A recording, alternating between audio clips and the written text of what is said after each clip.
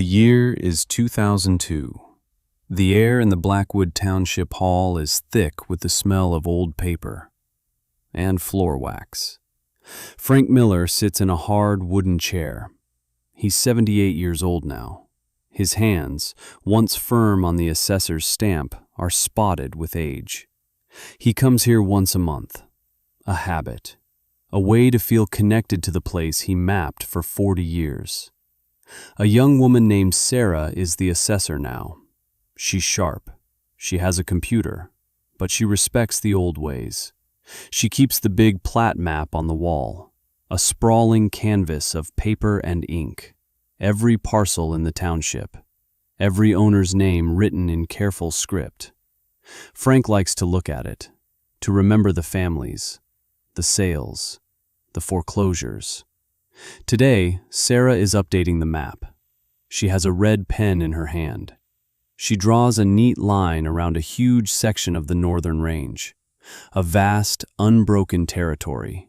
It covers the old Henderson place, the Gable farm, the foreclosed Wright property, land that Frank remembers as a patchwork of failure, of broken dreams and auction notices. Sarah shades the entire block in green, a single, dominant color. Frank leans forward. He squints. "What's this, Sarah?" She looks up, smiles. "That's the Madsen block, Mr. Miller. We just finalized the survey. It's all one contiguous property now." Frank feels a strange stillness. Madsen? Art Madsen? Elias Madsen's boy? "That's the one," she says. "He's the biggest landowner in 3 counties, maybe 4.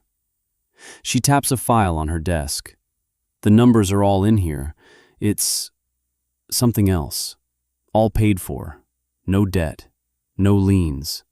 Not a single mortgage against any of it." The room goes silent. The only sound is the buzz of a fluorescent light overhead. Frank Miller stands up. He walks to the map. He traces the green outline with a trembling finger. He sees the names of the old farms, ghosts under the green ink. He remembers a conversation, a small office, a young man with grease under his fingernails, a polite refusal. Frank Miller was the man who told Arthur Madsen he'd never own more than his father's 80 acres. He was the man who told him to stick to what he knew, to just be the hayman. This is the story of that hayman. It's the story of a quiet man who was told his place, and then spent the next 50 years buying the world that had defined him.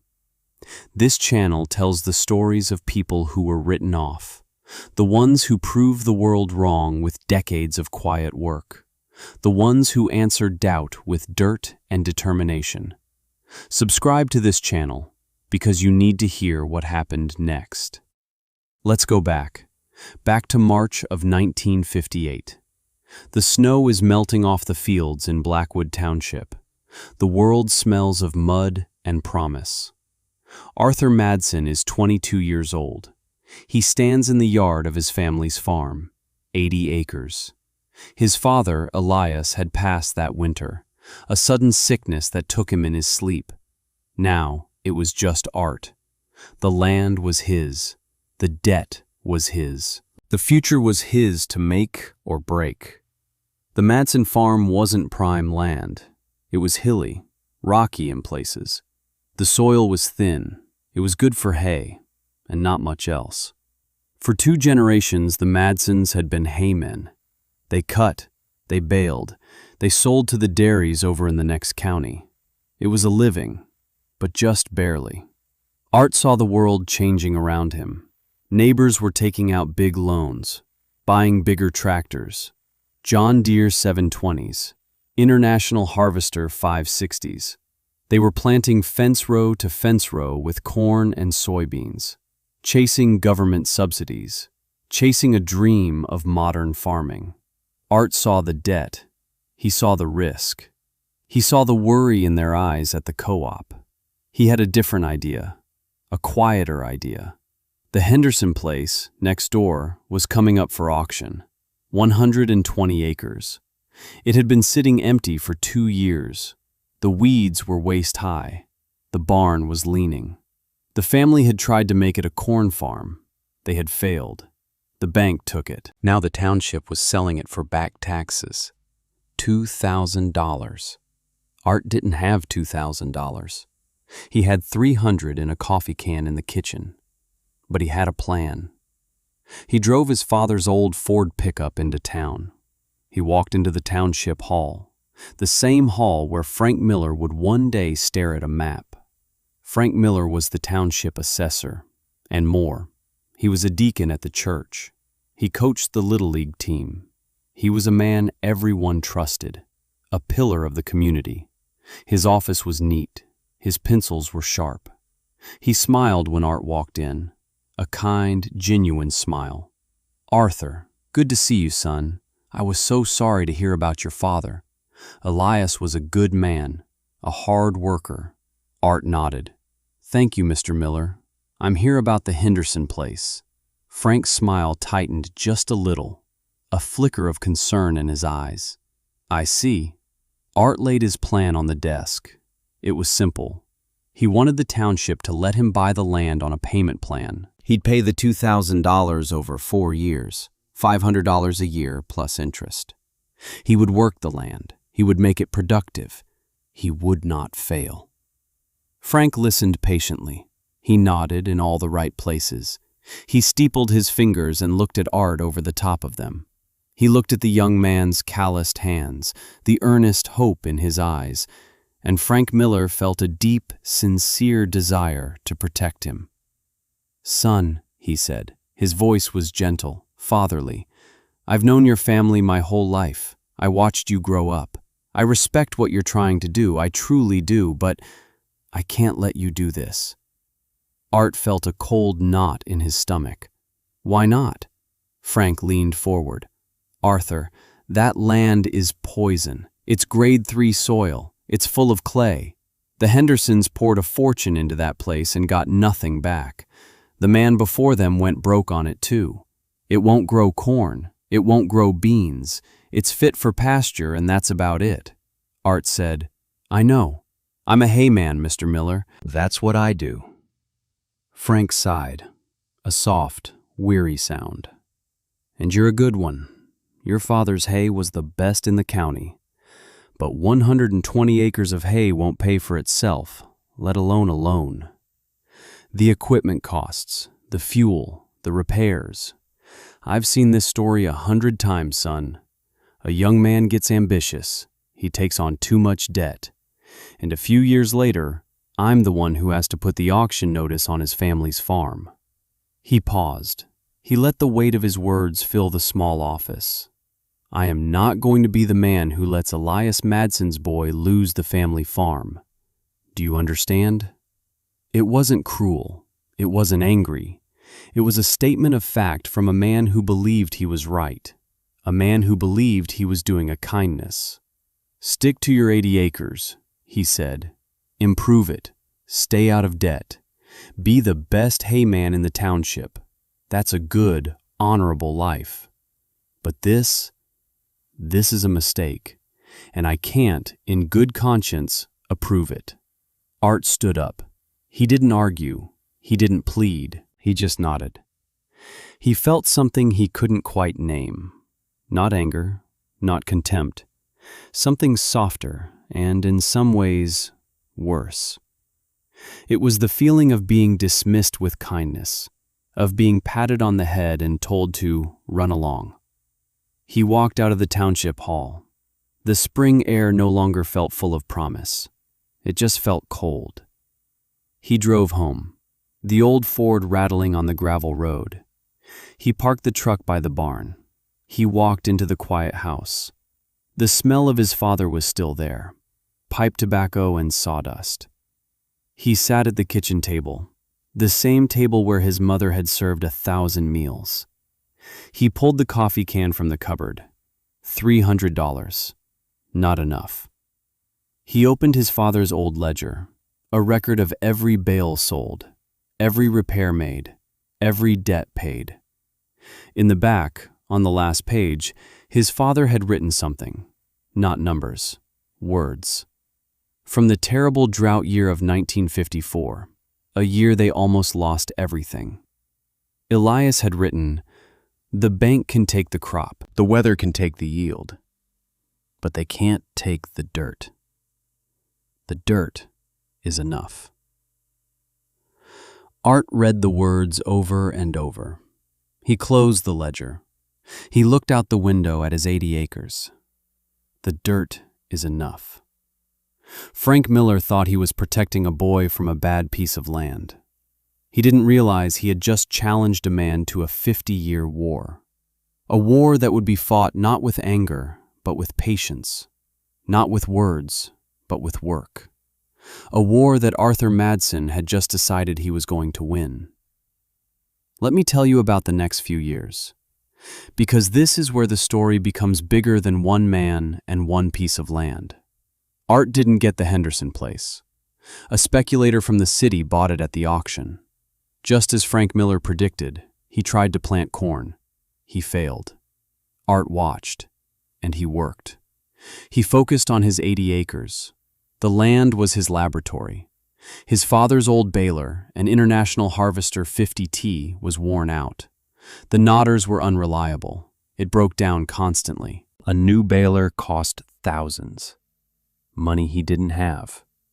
So Art started looking. He drove the back roads. He talked to old farmers. In a fence row, half swallowed by weeds and rust, he found it. A New Holland Model 66. It was a wreck. The paint was gone, the tires were rotten, the engine was seized. The owner laughed when Art asked about it. "You can have it for scrap price, $50. Art paid him, cash. He spent the winter of 1958 in his workshop. The workshop was just a small, drafty shed with a single bare bulb hanging from the ceiling. He tore the baler down to the frame, every bolt, every gear, every bearing. He cleaned every piece in a bucket of kerosene. He taught himself to weld with a cheap torch he bought at a farm sale. He read service manuals by the light of that single bulb until the pages were black with his fingerprints. His neighbor, an old farmer named Silas, came by one evening. Silas was a man of few words. He watched Art struggle with the magneto. He chewed on a piece of hay. He left without saying a word. The next morning there was a box on Art's doorstep. Inside was a rebuilt magneto and a note. From my old 66. It was a good machine. Art got the baler running in the spring. It wasn't pretty. It was a patchwork of welded steel and mismatched parts. But it was strong, and it was reliable. He had modified the pickup tines. He adjusted the plunger speed. He made it perfect for the tough, wiry native grasses on his land, grasses that other farmers ignored. He started custom baling for his neighbors, small jobs at first, the fields other people didn't want to bother with. He charged a fair price. He always showed up on time. His bales were tight, uniform, perfect. He became known, not as a farmer, but as the hay man. The guy you called when your own baler broke down. The guy who would work late into the night to get the hay in before a rain. He took payment in cash. He put the money in the coffee can. Sometimes he took payment in other things. A broken-down disc harrow, a rusty grain drill, an old sickle bar mower. He would haul the junk back to his workshop, and in the winter he would bring it back to life. The community watched. And it divided. At the co-op over coffee, they talked about Art Madsen. Some admired him. He's a worker, that boy. Just like his father. Honest as the day is long. But others were dismissive. He's just spinning his wheels. He's just the hay man. He'll never get ahead that way. Real farming is about planting. It's about yield. Frank Miller heard the talk. He would see Art in town, buying parts for his old equipment. He'd nod, give him that same kind, paternal smile. He felt he had done the right thing. He had saved the boy from himself. He had kept him on the path of a simple, manageable life. Have you ever been told your ambition was foolish? Have you ever had someone with the best of intentions try to shrink your world to fit their own? Let me know in the comments below. Because Frank Miller had drawn a line in the dirt, and Art Madsen was about to spend the rest of his life quietly, methodically, erasing it, one abandoned farm at a time. This is where the rhythm changes. This is where the decades start to blur into a quiet drumbeat of acquisition. By 1962, the coffee can was full, and then another one. Art had saved $2,500. The Gable farm, 60 acres bordering his own, went up for sale. Old man Gable was retiring, moving to Florida. His kids didn't want the farm. Art went to see him. He didn't haggle. He didn't ask for terms. He opened a canvas bag on Gable's kitchen table. $2,500, cash. Gable counted it twice. He shook Art's hand. The farm was his. He didn't plow it. He repaired the fences. He cleared the brush. He seeded it with a mix of timothy and clover. He made it into the best pasture in the township. The expansion had begun. Let me tell you about the next 30 years. 1968. The speculator from the city finally gave up on the Henderson place. The land he had bought for $2,000 at auction was now overrun with thistle. The barn had lost its roof. He sold it to Art for $1,500, 120 acres, cash. The very land Frank Miller had protected him from. Art spent 2 years restoring it. He didn't fight the soil. He worked with it. He brought in sheep to graze down the weeds. He planted deep-rooted alfalfa to break up the clay. He turned poison into pasture. 1973. The old Miller farm went on the market. No relation to Frank. The family had moved away. 160 acres. Prime land this time. Art bought it. Cash. He started a new business, premium hay. He sold not to the local dairies, but to the fancy horse farms downstate. They paid double for clean, high-protein hay. Art's reputation grew. He was still the hayman, but now he was the best hayman. Frank Miller, at the Township Hall, changed the name on the plat map. He noted the sale price. He shook his head. He didn't understand how the boy was doing it. 1979, a brutal summer. The corn withered in the fields. The soybeans stunted.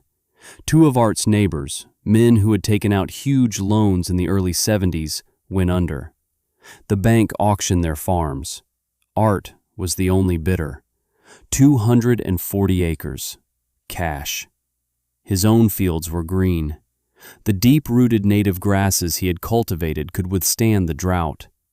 While others were selling off their herds for lack of feed, Art was selling hay at a premium. He was profiting from the same weather that was destroying everyone else. It wasn't luck. It was a different philosophy. The dirt is enough. 1985, the heart of the farm crisis. Land prices collapsed.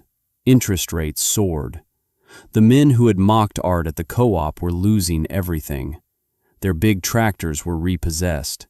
Their land was sold on the courthouse steps. It was a tragedy.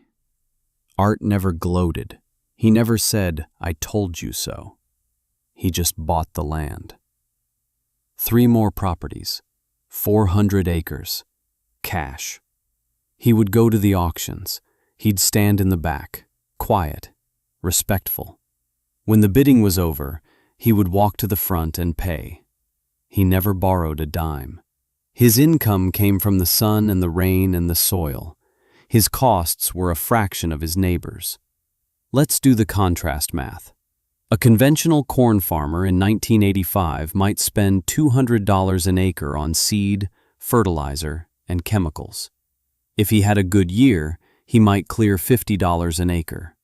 If he had a bad year, he'd lose money.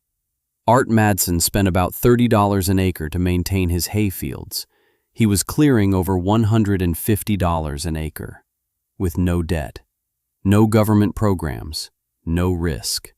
He was playing a different game, a longer game. All the while, Frank Miller watched, from a distance. He retired in 1990. But he still kept an eye on the plat map. He saw the green shade of the Madsen farm spread across the township like a slow, inexorable tide. He would drive the back roads on a Sunday afternoon. He'd see Art on an old, meticulously maintained tractor raking hay, the same young man he had tried to protect. Now, a middle-aged man who owned a kingdom of grass. Frank felt something he couldn't quite name. It wasn't jealousy. It wasn't anger. It was a profound, unsettling confusion. The quiet certainty he had carried for decades was beginning to crack. He had been so sure he was right. He had been so sure he was being kind. But the map didn't lie. The green ink was spreading, and the hayman was winning. The reckoning came in 1995, not in an office, not in a shouting match. It came, as these things often do, in a public meeting.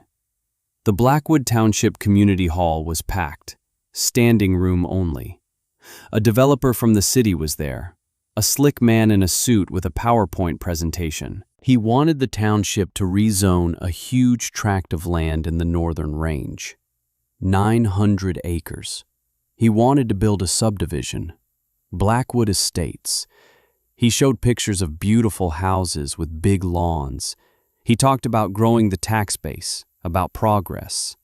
The land he wanted was a patchwork of old farms, the Henderson place, the Gable farm, the Wright property, land that had been sitting fallow for years, according to him. He said, "We've already reached out to the various landowners to make a generous offer." The township supervisor, a man named Henderson, grandson of the original owner of that failed farm, cleared his throat. "Well, that should be easy," he said. "It's all one landowner." The developer looked surprised. "Really? Who is it?"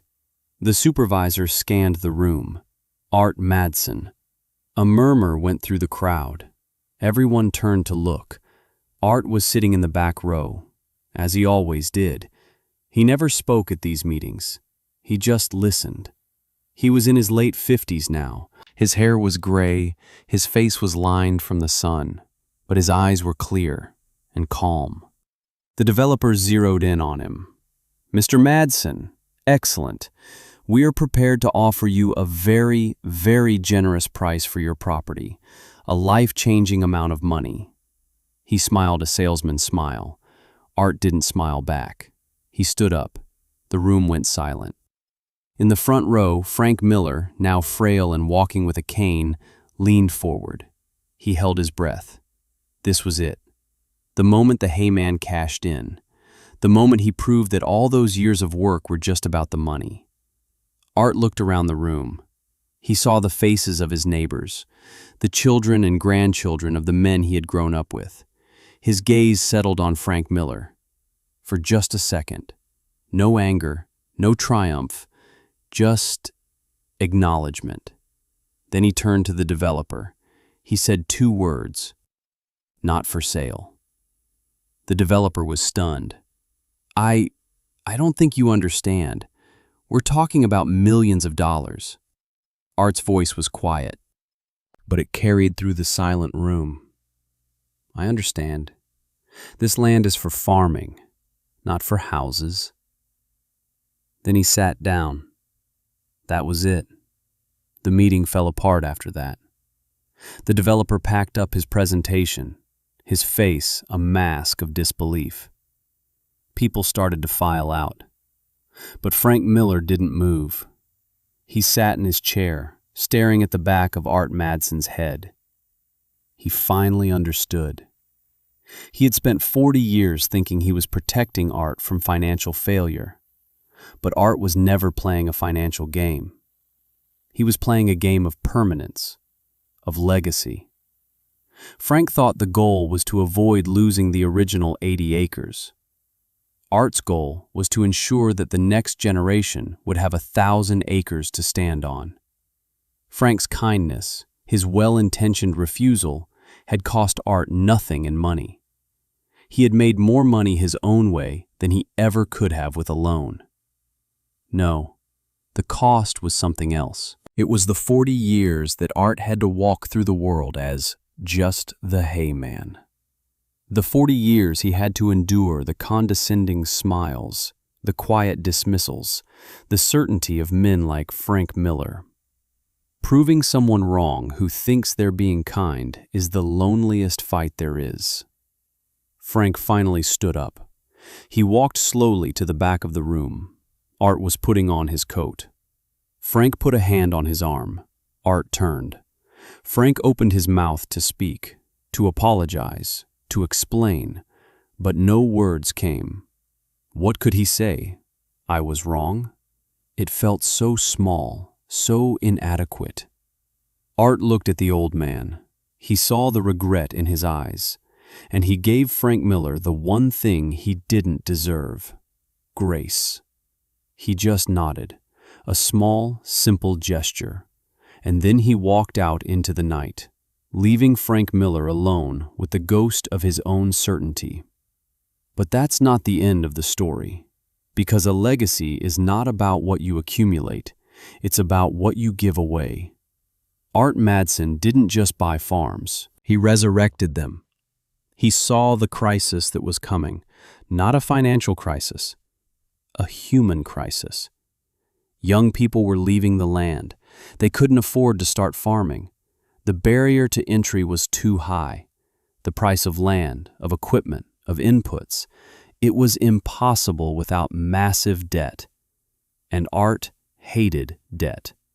So he created a new path. In 2005, he established the Madsen Grant. It wasn't a scholarship. It wasn't a handout. It was a chance. He took 500 acres of his best land and divided it into 10 50-acre parcels. He put out a call for applications, not to business schools, not to universities, to the local FFA chapter, to the kids who grew up on these roads. He was looking for young people with dirt under their fingernails and a fire in their bellies. The deal was simple. He would lease them a 50-acre farm for $1 a year. He would provide them with a basic set of his own rebuilt, reliable equipment. They would have to follow his methods. Low input, sustainable forage production. No debt. They would sell their hay under his brand, and he would take a small percentage to cover the costs. The rest was theirs. After 5 years, if they were successful, he would co-sign a loan for them to buy their own small farm. He wasn't giving them a fish. He was teaching them how to build a better fishing pole. The first class of Madsen grantees included a young woman named Jessica. Her family had lost their farm in the 80s. She had always dreamed of coming back to the land. She worked harder than anyone. She learned every lesson Art taught her. She saved every penny. After 5 years, she bought her own 80-acre farm. Cash. Today, she runs a successful goat dairy. She sells cheese to fancy restaurants in the city. She is debt-free. She is a pillar of the new agricultural community. There are now dozens of graduates of the Madsen Grant. They are the ones buying the small farms that come up for sale. They are keeping the land in production. They are resisting the spread of subdivisions and dollar stores. They are Art Madsen's real legacy, not the green ink on a plat map, but a new generation of farmers who understand that the dirt is enough. We're in Art Madsen's workshop now. It's 2024. He's in his late 80s. He moves slowly, but his hands are still strong. The workshop is bigger than the old shed. It's clean, organized. Tools hang neatly on the walls. But on one wall, mounted on a piece of polished barnwood, is a single object, a rusty magneto. His grandson, a young man of 25, is with him. He's taking over the operation now. He touches the old magneto. "What's this from, Grandpa?" Art looks at it. His eyes see something far away. A fence row, a winter night, a box on a doorstep.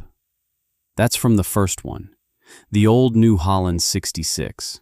That's where it all started. Your great-grandfather, Elias, he told me the dirt is enough.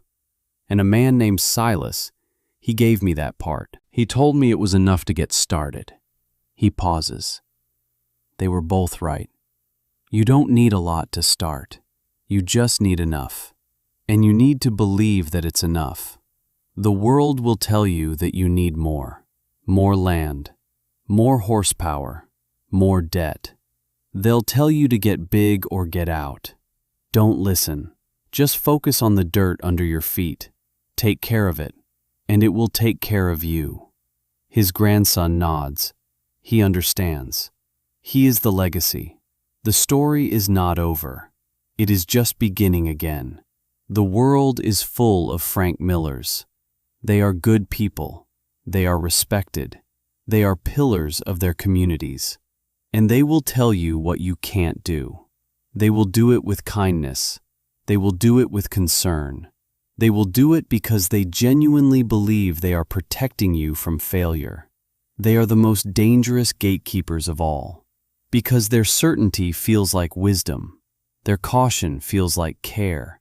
You cannot fight their kindness with anger. You can only answer their certainty with a lifetime of quiet, relentless work. Right now, somewhere in the world, a young person with a new idea is being told to stick to what they know. Someone with a vision is being told it's a mistake. Someone is being told they are just the hay man. This story is for them. It's proof that the world doesn't get to decide your size. You do. If you know someone who needs to hear this story, someone who is being defined by the smallness of other people's expectations, share this with them. Let them know that the quietest revolutions are often the most profound. And subscribe for more stories of quiet rebellion, because the world needs more hay men.